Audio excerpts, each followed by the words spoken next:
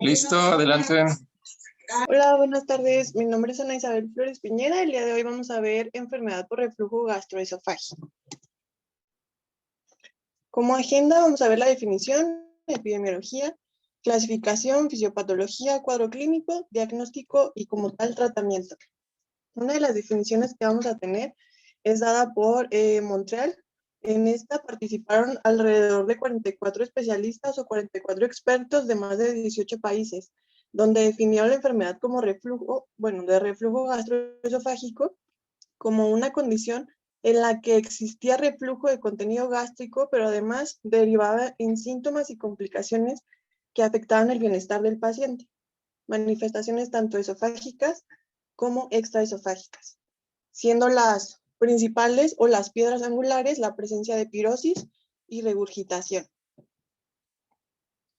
Otra definición que tenemos es dada por el Colegio Americano de Gastroenterología, quien igual de manera similar define a esta enfermedad como la presencia del daño característico en mucosa esofágica observada por endoscopía y o exposición a acidez. Hay varios factores predisponentes, pero los que quise abordar esta vez fueron aquellos que se presentaban sobre todo en el adulto mayor, como es la disminución del flujo salival y la secreción del bicarbonato. Debilitamiento tanto de la motilidad del esófago como del esfínter, así como la incidencia de hasta un 60% en aquellos pacientes mayores de 60 años de la hernia hiatal. También hay otras comorbilidades como es la presencia de obesidad, tabaquismo, consumo de alcohol y pues no olvidar la prevalencia del Helicobacter pylori. A su vez, pues en la edad adulta o en los adultos mayores se suelen recetar algunos medicamentos como los antagonistas de calcio, incluso benzodiazepinas o antidepresivos que generan esta disminución de la presión del esfínter, provocando la presencia de reflujo. Dentro de las enfermedades más frecuentes que podemos o que son características son la enfermedad de Parkinson, quien provoca no solo una disfunción autonómica, sino también trastornos a través de la motilidad del tubo digestivo, sobre todo a nivel esofágico. La epidemiología es muy poco clasificada, o casi no hay datos acerca de esta, ya que pues se dice que está como infradiagnosticada. Como vemos en el mapa, México se encuentra alrededor del 15 al 20, casi 20% de aquellos pacientes que padecen esta enfermedad. Con respecto a esto, pues es difícil, como les comento, establecer tasas de prevalencia certeras. Se dice que en Estados Unidos también igual hay alrededor de un 20% de prevalencia y conforme pasa, se dice que en estados como Norteamérica y Europa es más común o el género no se representa como, pues sí, como un factor de mayor riesgo, como en América del Sur, que representa cerca del 40%.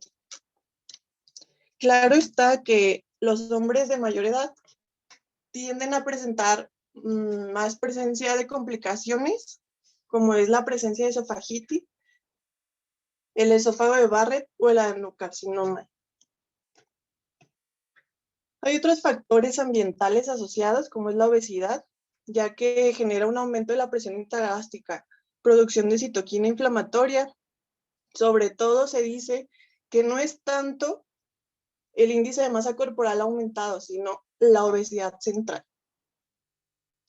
Y bueno, algunos tipos de actividad física, como es el levantamiento de pesas, el ciclismo o la natación. Dentro de la fisiopatología es importante reconocer que hay dos cuestiones que manejan esta enfermedad.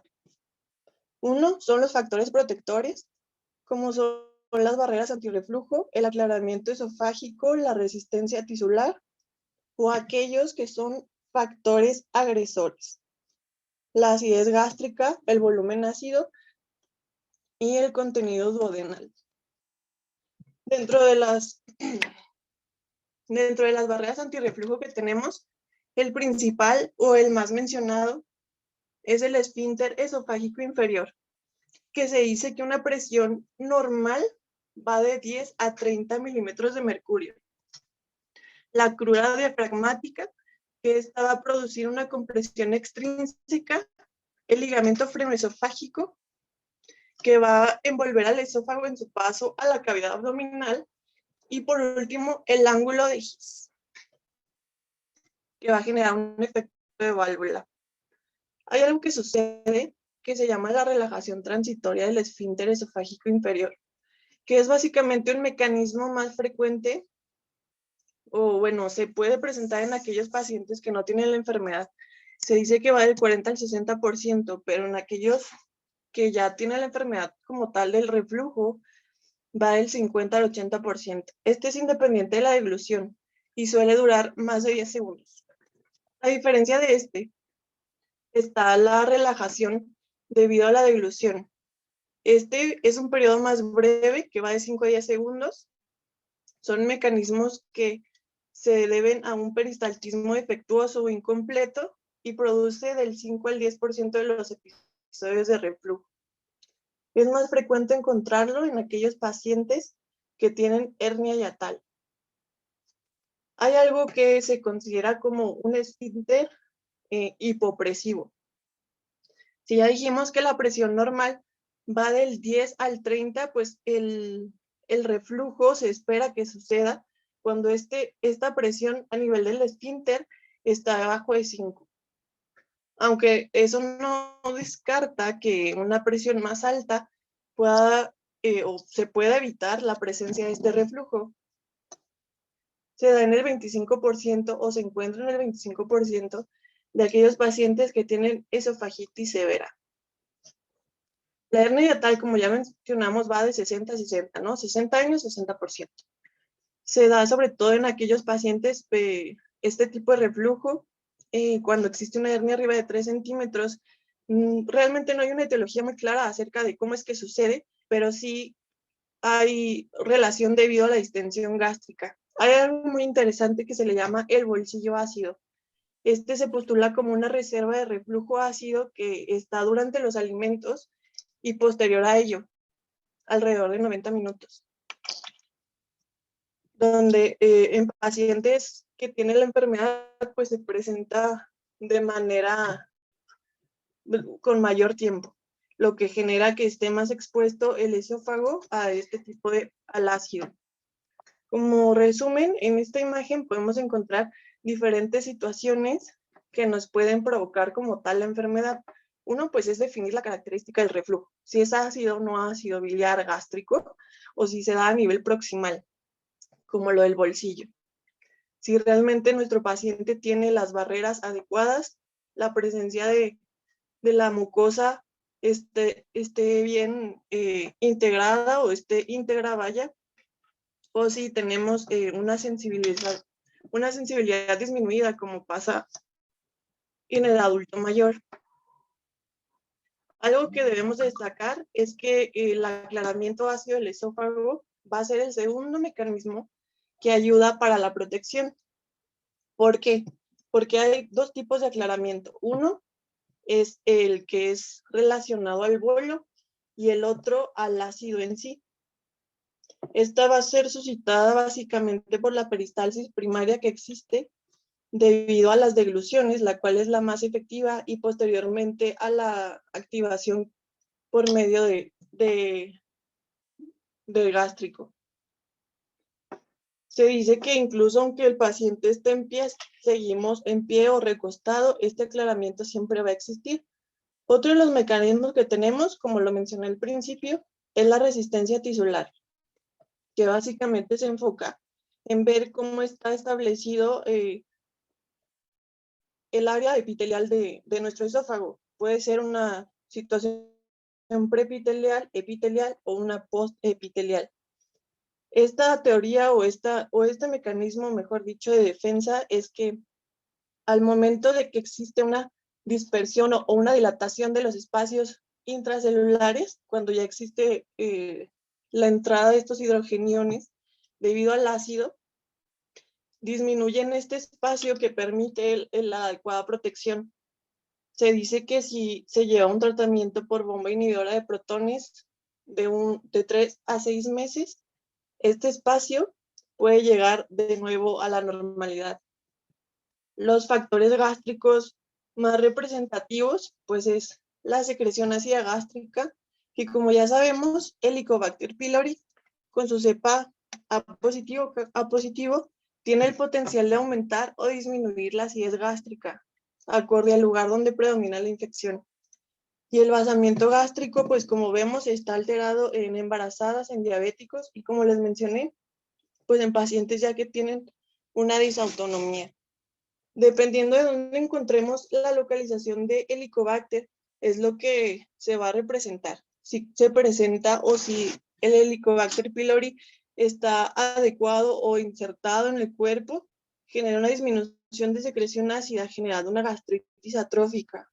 Cuando se da tratamiento, pues se restaura esta secreción ácida. Y cuando está en antro, al contrario, hay una hipersecreción, generando una hipergastrinemia. Posterior a esto, pues ya se genera la mejoría de los síntomas de pirosis y de regurgitación, que dan este exceso de acidez gástrica. Dentro del cuadro clínico, como ya mencioné, los dos puntos claves, pues va a ser la presencia de pirosis y de regurgitación. Pero pues es diferente en el adulto mayor. A pesar de que la pirosis y la regurgitación tienen una sensibilidad del 30 al 70% y una especificidad que va del 60 al 90%, pues es común que en el adulto mayor se presenten los síntomas atípicos.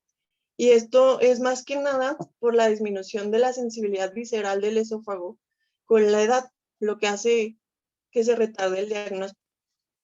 Dentro de los síntomas más atípicos que se encuentran son el dolor torácico, que pues por la edad, o sea, siempre es importante descartar que no sea una causa cardíaca, la disfagia, los vómitos y pues la presencia de síntomas respiratorios. Es por eso que se ha clasificado esta enfermedad también con base a síndromes, que se presenten síndromes esofágicos, los sintomáticos, como es el síndrome, el típico dolor de reflujo, el dolor torácico por reflujo, los síndromes con lesiones en la mucosa, como es la presencia de esofagitis, estenosis, Barrett o la presencia de adenocarcinoma. Las asociaciones establecidas, como ya les mencioné, como atípicas, como la tos por reflujo, la laringitis, el asma, las erosiones dentales, faringitis, sinusitis, incluso la fibrosis pulmonar idiopática o la otitis.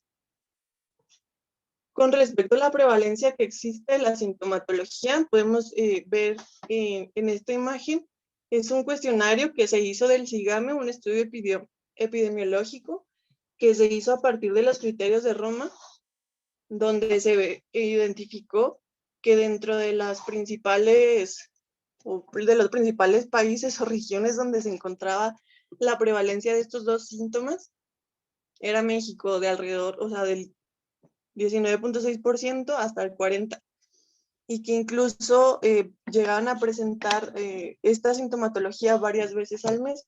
Este estudio, les comento, fue hecho en el 2015 con alrededor de 3.925 pacientes. Entonces, el 40% pues sí sería una cantidad considerable a pensar. Y eso que pues muchos como mencionamos, están infradiagnosticados. Para poder clasificar esta enfermedad, pues hay varias situaciones. O sea, la pirosis funcional y el reflujo hipersensible, pues no forman o no van a formar parte de como tal la enfermedad por reflujo.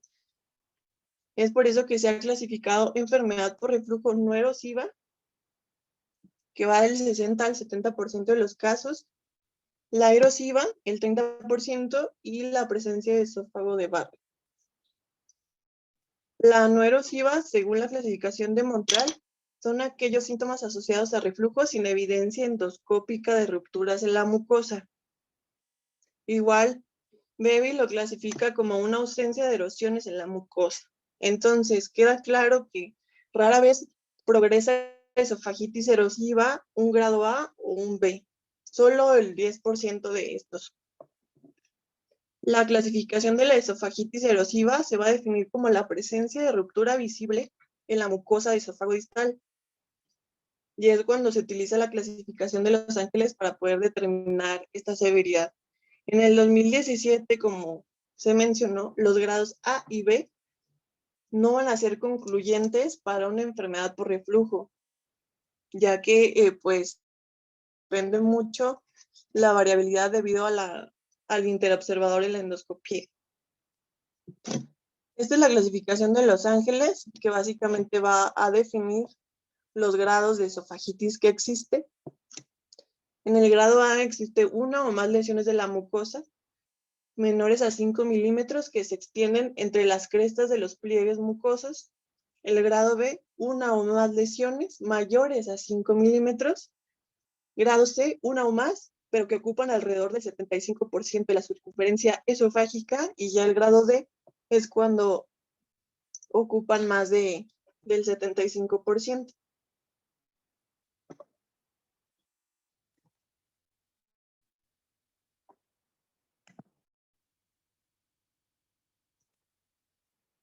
Y pues no olvidar la clasificación, o sea, parte de la clasificación, pues está el esófago de Barrett, que pues es la menos común, menos del 10%, y se va a definir como la presencia de arriba de 1 centímetro de epitelio columnar metaplásico, que va a reemplazar el epitelio escamoso estratificado. En el consenso de Praga, pues establecieron nuevos criterios para poder decidir si existe o no el diagnóstico adecuado. Hay varias guías que manejan el diagnóstico y el tratamiento que debería de seguirse, pero la mayoría de ellas concuerda que para el diagnóstico es imprescindible la presencia de un cuadro clínico característico, y las piedras angulares va a ser la evaluación del mucosa por endoscopía y el monitoreo del reflujo. Esto con respecto a la intervención terapéutica o no. En algunas de los consensos y de las guías recomiendan la prueba terapéutica con la bomba inhibidora de protones como un test diagnóstico para poder asumir si es o no una enfermedad por reflujo. Pero se calculó que alrededor de la sensibilidad y la especificidad que existía, pues eran bajas, una sensibilidad del 78 y una especificidad alrededor del 50%. Entonces queda claro que el estándar de oro va a ser la endoscopía y el monitoreo con el pH. Entonces, hay varias situaciones que nos pueden, o métodos que nos pueden ayudar a llegar al diagnóstico. Incluso la impedancia también forma parte de los gold estándar que pueda llegar a presentarse, o la famosa cápsula, la videocámara que permite ver si existe o no existe este reflujo. Entonces, la prueba terapéutica con la bomba inhibidores, ¿cómo se puede utilizar? ¿Cuál utilizar? Se puede utilizar cualquier preparación disponible, siempre que tomando en cuenta los costos, y pues si lleva experiencia o no tratando con alguno de ellos. Se debe tomar de 30 a 60 minutos previo al alimento y se debe reevaluar de 4 a 8 semanas posterior. Si hay una respuesta inadecuada, se debe dejar una dosis doble o cambiar la bomba o el inhibidor de bomba de protón. Y si existe una respuesta adecuada, se dice que hay que titularlo a la dosis efectiva menor posible. Esto sería si utilizáramos esta prueba terapéutica. Entonces tenemos que un paciente con síntomas típicos de enfermedad por reflujo, se le hace esta prueba de 4 a 8 semanas, se evalúa, se reevalúa, y si la resolución sostenida de los síntomas está bien, pues se titula la dosis mínima. Continuar a dosis o pasar la PRN. En caso de pacientes por alrededor de un año, se debe ofrecer de nuevo un test de reflujo para determinar si este paciente lo va a requerir de por vida o no, y si este tiene una mala respuesta, o puede ser que también tenga y generar este este nuevo proceso, ¿no? Enviarlo a la endoscopía y la pH-metría sin el tratamiento, por lo menos de 7 días. Esto, a pesar de que es algo fácil y que se puede llevar a cabo en aquellos pacientes que no tienen los recursos adecuados, pues es importante recordar lo que dije al principio. El adulto mayor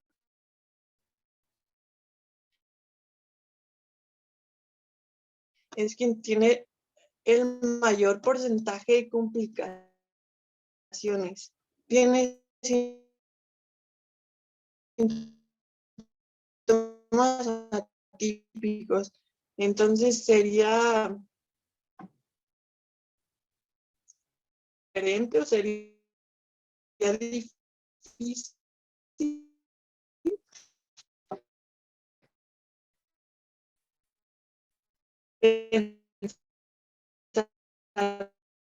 Creo que no cambia las diapos. Que esta prueba pueda ser la ideal o que pudiéramos utilizarla en el adulto mayor. La endoscopía superior, pues es la mucosa esofágica.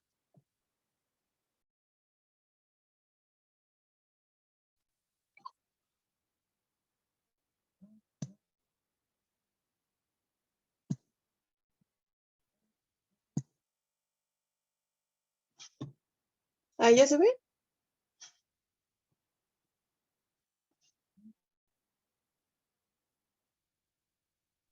Sí, ya se ve otra vez. Ok. Dentro del diagnóstico, como mencionaba, la endoscopía superior es la prueba más objetiva utilizada a nivel mundial para evaluar la mucosa esofágica. ¿Cuáles son las indicaciones de presentar o pedir una endoscopía? Que tengan la sintomatología y que tengan datos de alarma, que vendrían siendo la disfagia, pérdida de peso, vómito, sangrado o la presencia de anemia. Hallazgos específicos de la enfermedad por reflujo, pues sería la esofagitis erosiva y el esófago de Barrett, arriba de 3 centímetros o en una localización arriba de 3 centímetros. El diagnóstico, como ya mencioné, o sea, parte de la esofagitis es la clasificación de Los Ángeles. El grado A no se considera como suficiente para el diagnóstico de enfermedad por reflujo. El B sí, mientras tenga sintomatología, típica y que la respuesta a la terapéutica con la bomba inhibidora de protones funcione.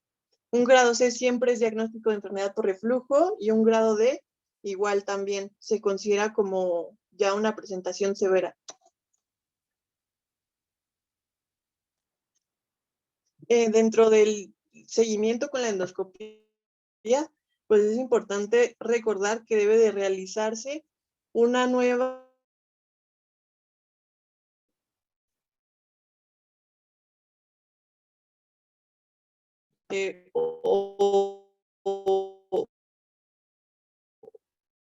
una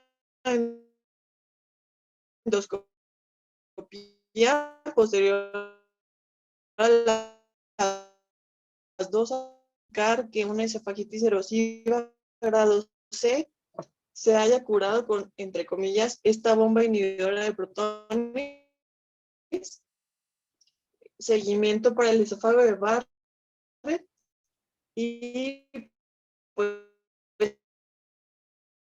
es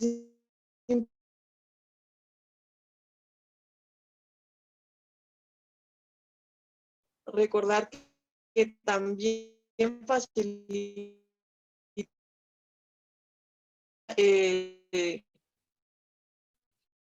la impresión diagnóstica en un esófago para acertar, para descartar.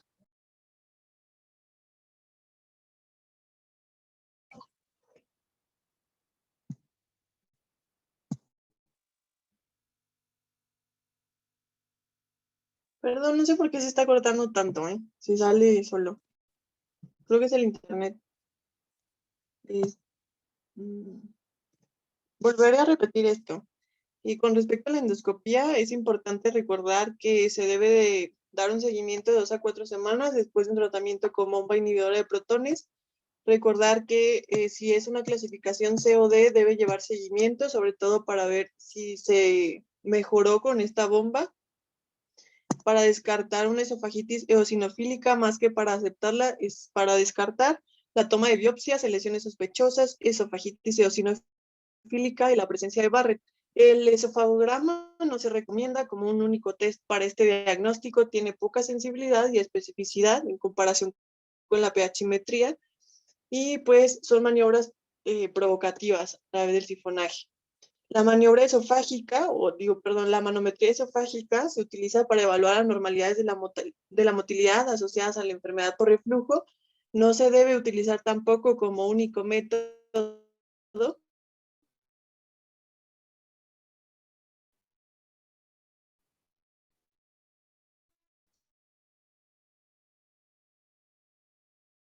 No existen anormalidades específicas para la enfermedad y es importante, indica una funduplicatura.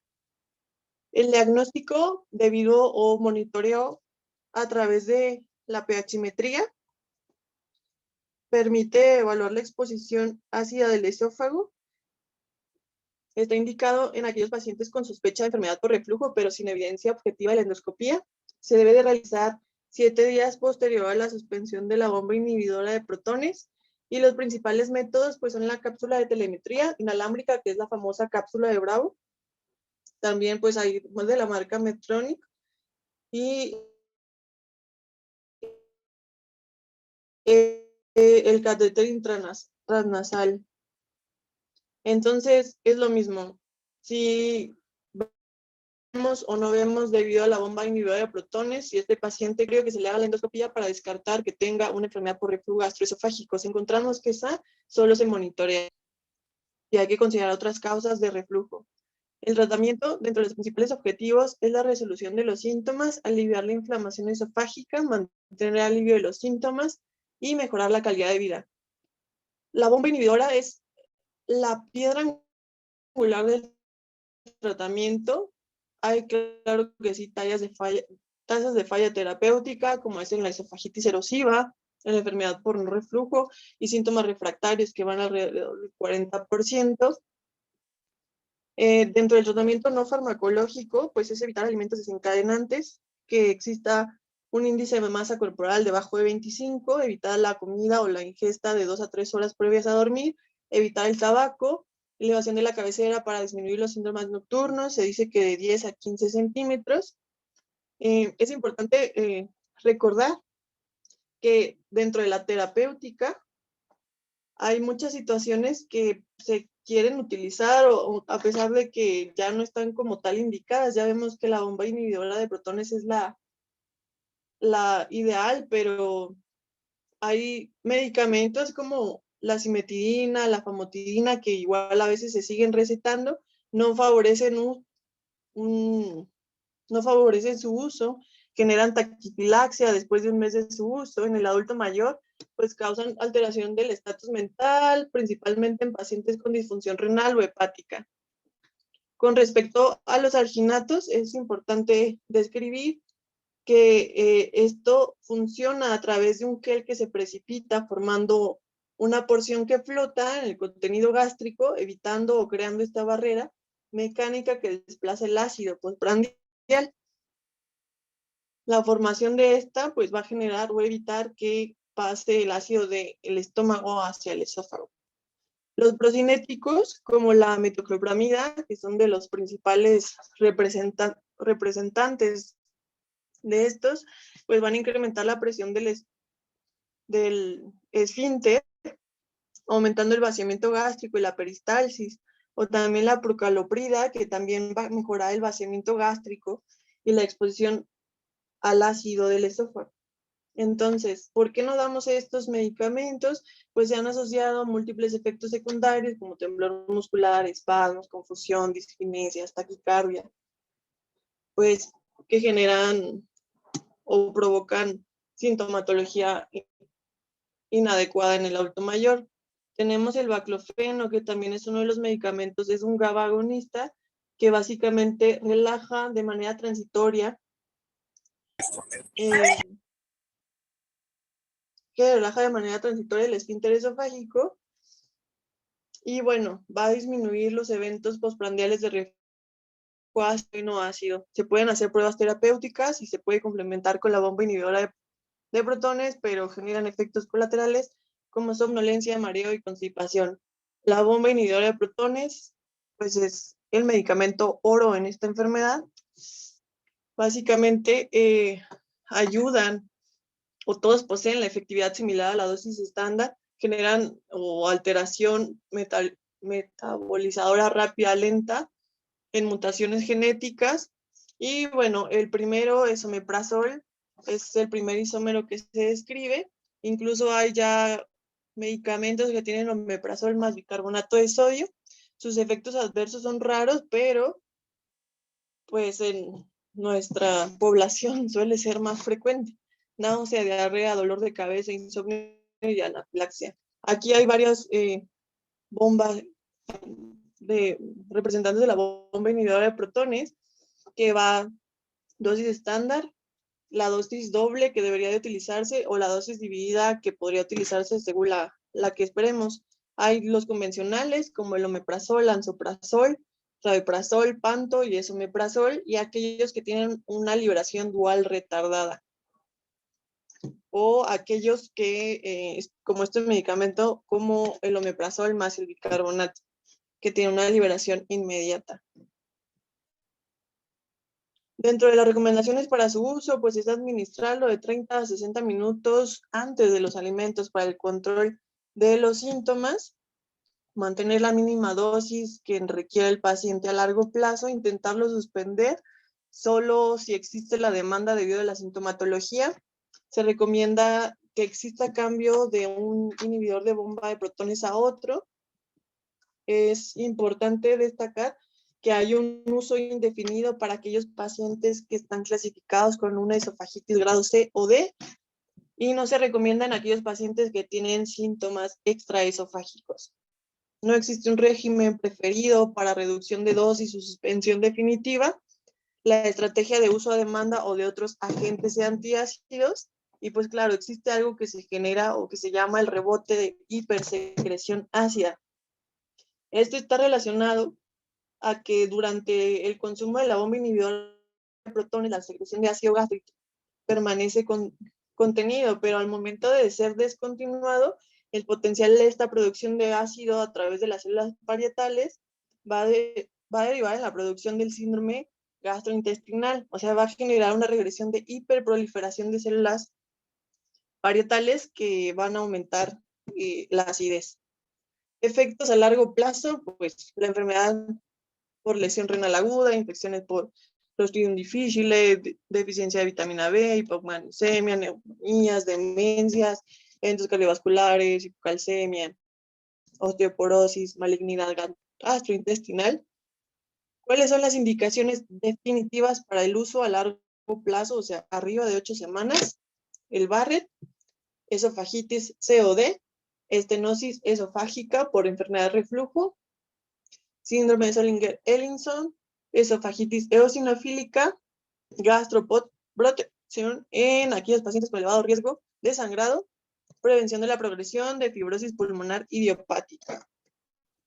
Tasas de recaída posterior a suspensión, hasta en un 60% de aquellos pacientes con una enfermedad no reflujo con previa respuesta a la bomba presentarán recaída, hasta el 100% de aquellos pacientes con esofagitis grado C o D. Sobre todo se ve después de haber llevado un tratamiento de 6 meses, a la siguiente semana o a las 2 semanas. Hay otros medicamentos que son bloqueadores de ácido competitivos con potasio, y sobre todo estos tienen ventaja debido a que o sobre la bomba inhibidora de protones, que tienen un inicio de acción rápida, que tiene una vida media prolongada, efecto desde la primera dosis, tiene una administración independiente del horario y de los alimentos. Hay una unión competitiva iónica reversible al sitio de la unión de la bomba de potasio, y pues no son dependientes, o sea que generan menos alteración o reacciones secundarias con otros medicamentos. Uno de ellos es el vonoprazan, el cual fue aprobado en Japón desde 2015. Inicio de acción más rápido, mayor potencia, mayor duración de acción. y el metabolismo es independiente. El tegoprazam, que también es igual,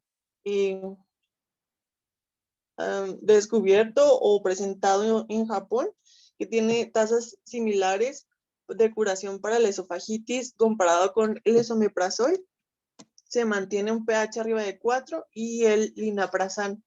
Este sí fue descontinuado debido a fallo en la seguridad del medicamento, pero todos estos parecen ser prometedores con respecto a la enfermedad por reflujo, ya que pues son capaces de unirse tanto a las bombas activas como inactivas. O sea, no tiene que ser la presencia de un reflujo ácido para que puedan actuar, lo cual pues también es benéfico. Esta es una tabla en donde podemos comparar, o en donde se compara la bomba inhibidora de protones con estos nuevos medicamentos, donde encontramos, como ya mencioné, mayor efectividad, menor tiempo de acción, menor tiempo de supresión del ácido a nivel nocturno, y pues nula alteración o con el metabolismo. Los procedimientos antirreflujo, pues hay varias indicaciones en aquellos pacientes con esofagitis COD que requieran terapia prolongada con bomba inhibidora, falla de respuesta al tratamiento con la bomba, reacciones alérgicas a esta, una hernia hiatal grande arriba de 5 centímetros, síntomas atípicos. ¿Qué factores influyen en el procedimiento a elegir? Tanto cuestiones anatómicas como de motilidad esofágica. Procedimientos antirreflujo están los quirúrgicos, como la funduplicatura tipo Nissen completa, que es el estándar de oro, la tipo DOR y TUPET, que son las parciales, el bypass en J de Rhodes, el aumento magnético del esfínter, endoscópicos como la radiofrecuencia endoscópica, o la funduplicatura con incisión transoral. Para la evaluación preparatoria, pues las pruebas de evaluación esofágica pues no van a ser para todos y son específicas para cada uno. No es que se pidan todas las pruebas al paciente, sino si se sospecha de una u otra es cuando se decide hacer el camino, porque pues son procesos que son caros para el paciente. Entonces, ¿cuándo sugerir una endoscopia superior? Cuando hay presencia o es necesario descartar malignidad, cuando hay esofagitis, estenosis, metaplasia intestinal, una pHmetría en aquellos pacientes que tienen la enfermedad por reflujo no esofágica, para documentar la exposición ácida anormal, o en este caso que sea la presencia no de ácido, sino de un reflujo básico, entre comillas, la manometría esofágica para descartar acalasia, esclerodermia y decidir si existe un tratamiento quirúrgico, y el esofagograma, pues cuando hay hernia hiatal, divertículos, estenosis. Procedimientos antirreflujo es en pacientes con enfermedad por reflujo gastroesofágico crónico, la terapia médica o quirúrgica. ¿Se recomienda o no se recomienda? Pues se recomienda la quirúrgica sobre la médica, aunque existe poca evidencia. La funduplicatura parcial o completa se recomienda la preferencia respecto al paciente. Si se desea mejoría de síntomas a expensas de disfagia, pues es la completa. Y mejoría de síntomas evitando disfagia, pues sería la parcial. El aumento del esfínter por magnetismo es un aumento de la presión del esfínter esofágico inferior con anillos de magnetos. Tiene una eficacia similar a la funduplicatura laparoscópica, es una invasión mínima que disminuye duración intrahospitalaria. Se prefieren aquellos pacientes que tienen una respuesta parcial a la bomba inhibidora en esofagitis grado A o B, las hernias hiatales menor a 3 y que exista una exposición ácida anormal documentada. Pues la verdad es que no hay mucho acerca de cómo les va a estos pacientes a largo plazo, y pues no se puede comparar con respecto a la funduplicatura. El aumento del esfínter por magnetismo, hay varias contraindicaciones, como es la hernia, ya dijimos, tiene que ser menor de 3, entonces mayor de 3 es contraindicación. A y B son preferenciales, entonces C y D se descartan. Una obesidad con un índice de masa corporal arriba de 35, presencia de dismotilidad esofágica o que sean alérgicos.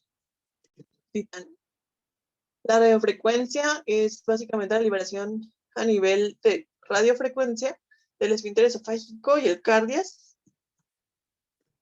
Y pues las complicaciones más características que podemos encontrar, pues son infinitas, ¿no? Desde presentar erosiones dentales, laringitis, asma, EPOC, fibrosis pulmonar, apnea del sueño, Barrett, esofagitis erosiva.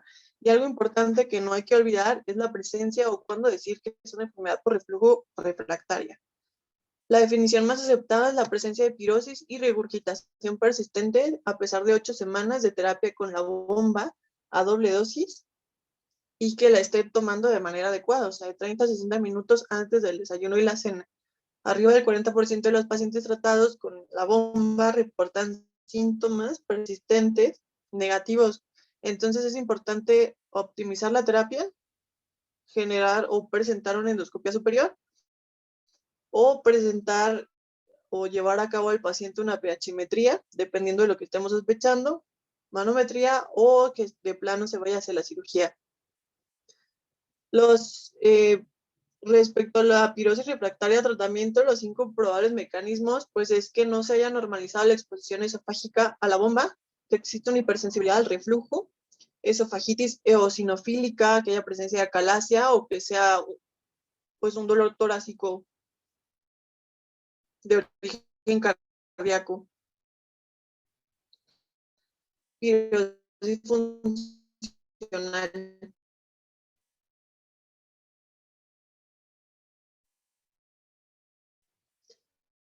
Entonces, la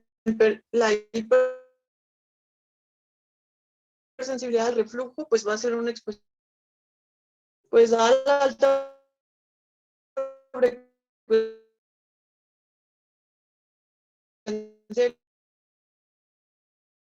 de complicaciones del reflujo,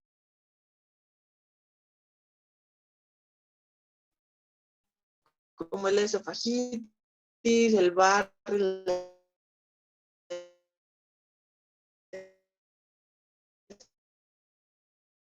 Creo que estenosis, se volvió a salir. úlceras y cáncer de esófago, su manejo debe ser agresivo e incumbe.